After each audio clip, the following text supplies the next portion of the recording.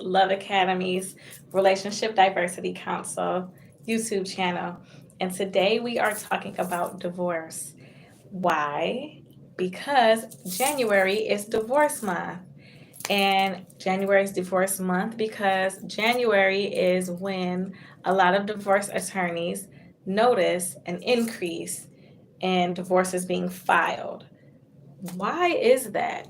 Well, a lot of people want to wait until after the holiday because they don't want to break up the family during holiday season, or they see the holiday as a sacred time, and so it's taboo to file a divorce during the holidays.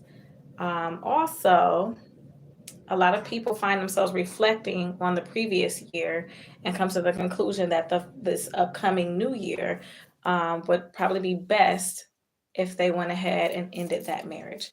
So that is why a lot of people file divorces in January, and that is why January is National Divorce Month here in the United States. Now, why are people getting divorces? Let's talk a bit about that. So first thing first, most divorces happen between year 1 and 2 and year 7 and 8. Now, I can attest to the first 2 years of marriage being the rough patch of a marriage, simply because you're getting to know one another during that time. Things are still fresh and new, and you're still trying to figure things out.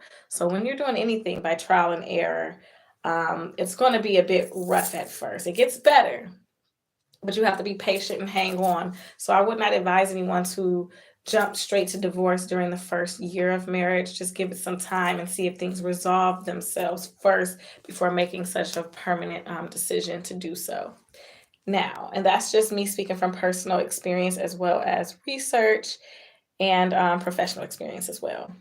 Now, what causes a lot of divorces? Let's talk about that. So a lot of divorces are caused by many reasons, but the biggest reasons are number one, I'm sorry, I'm looking at my notes. So number one is too much conflict. When there's a lot of conflict and arguing and things like that, it makes it very, very hard to get along and make it through and continue on with that marriage. Um, Also, infidelity is a big one. Of course, a lot of people get divorces because of infidelity and cheating and things like that. And then another reason is financial issues.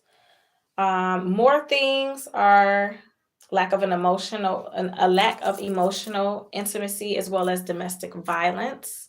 So when there's domestic violence, or any type of abuse present in a relationship, it's going to be impossible for it to work. So that is another thing to consider and why people get divorces so often.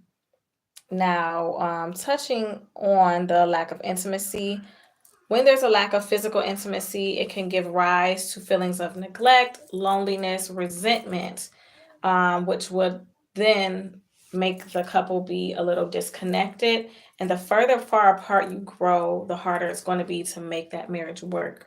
So when you're growing apart, you may want to think to yourself, why are we growing apart? And then come together and talk about those things. So that's something else that you should definitely think about is don't turn away from your spouse when you're going through things.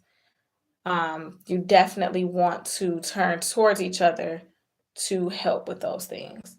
So, those are some things to think about when it comes to divorce. And lastly, but not least, we're going to talk about who files for divorce the most.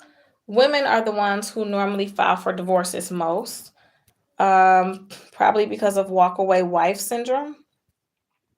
Walkaway wife syndrome is when someone is, well, the wife, when a wife is very unhappy with the marriage, and so they walk away from the marriage. They walk away and they decide to get a divorce. And so 70% of divorces are initiated by the women.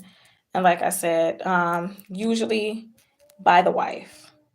So I can understand that it makes a lot of sense just because, I mean, if you're unhappy with something, it's probably best to walk away instead of staying, but try to work it out first, you know? It's best to try to work things out before you just jump to divorce and give up on it. So definitely, definitely think about those things. Now, I'll give a little bit of breakdown of the walkaway wife syndrome. Walkaway wife syndrome happens when a wife is emotionally detached and unhappy with the marriage. So she leaves. And sometimes it seems like it's coming out of nowhere to the husband or the partner. But more than likely, it's not out of nowhere. It's not out of the clear blue sky. It's usually when the wife she's been contemplating this for quite some time before she actually files. So if she's contemplating a divorce, she's been thinking about it for some, and it's probably because of some of those reasons. For women, a lot of those leading causes is domestic violence and financial issues, not feeling financially secure within the marriage. So, yeah, 70% of those women, 70% of those divorces are caused by women. And 9 times out of 10, they had the walkaway wife syndrome because they were unhappy. So that is something to think about. And I see a comment saying that they are part of the 30%. So I'm assuming that you are a husband that filed, you initiated the divorce. And I'm wondering if the reason behind that divorce was one of the reasons that I named, possibly a lack of communication, criticism, lack of affection, domestic violence, um, financial issues and things of that nature, just to kind of see, if these statistics that I'm pulling from my research are on point. But that's what I have to say about divorce. Sometimes it is a good decision to make. And so a lot of people try to, say, oh, don't get a divorce. But if that's what's best for the person, I wouldn't discourage anyone from getting a divorce without knowing the situation. um, I would say just support them in whatever decision that they make, and just try to be there for them emotionally, because divorces are very draining emotionally, and they can take a toll on a person's mental health. So if you know someone that's in the divorce process, just try to be a supportive friend, be there for them, so that way they can have the support of a loving support system around them to help them get through that. And also, um, if you're going through a divorce, then make sure that you are seeking out professional guidance from an attorney. Try marriage counseling or relationship coaching first to see if you can rectify those issues before making such a permanent decision. But overall, just make sure that you have support and that you are making the best decision for you. Once again, January is National Divorce Month. Thanks for tuning in. Until next time, peace and spread love.